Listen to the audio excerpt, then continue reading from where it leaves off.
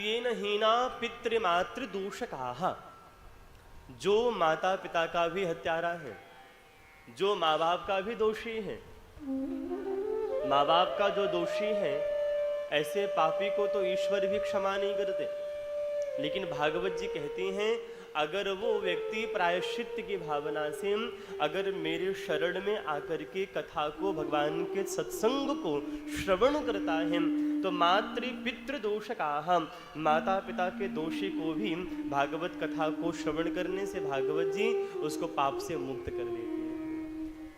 क्रोधाग्नि दग्धा कुटिलाशकामिनः, सप्ताह यज्ञेन कलौ पुनन्ति ते। बहुत ध्यान दीजिएगा। क्रोधाग्नि दग्धा कुटिलाशकामिनः, क्रोध रूपी अग्नि में जो दिन रात जल रहा है। एक होता है ना कि जहां पर आवश्यकता होती है व्यक्ति वहां पर क्रोध करता है, जहां पर उसकी आवश्यकता होती है वहां पर व्यक्ति क्रोध करता है। लेकिन कई लोग ऐसे होते हैं जहां पर उसकी आवश्यकता नहीं होती वहां पर भी वो क्रोध करने लगते हैं। एटीट्यूड, अभिमान में, घमंड में कभी भी अपने जीवन को नहीं जीना। एक बार प्रेम से कहो राधे राधे।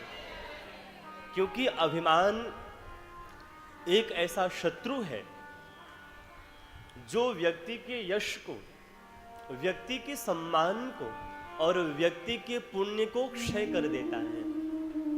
इसीलिए अभिमान में कभी भी अपने जीवन को जीने का प्रयास नहीं करो। हमेशा सादगी जीवन में जितनी सादगी होगी, जीवन में जितनी सरलता होगी, जीवन को जीने में उतना ही आनंद आवेगा।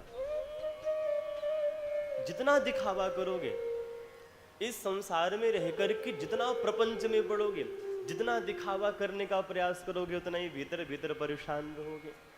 इसीलिए प्रपंच में नहीं पड़ो, दिखावा में नहीं, अपने वास्तविक जीवन को जीने का प्रयत्न करो।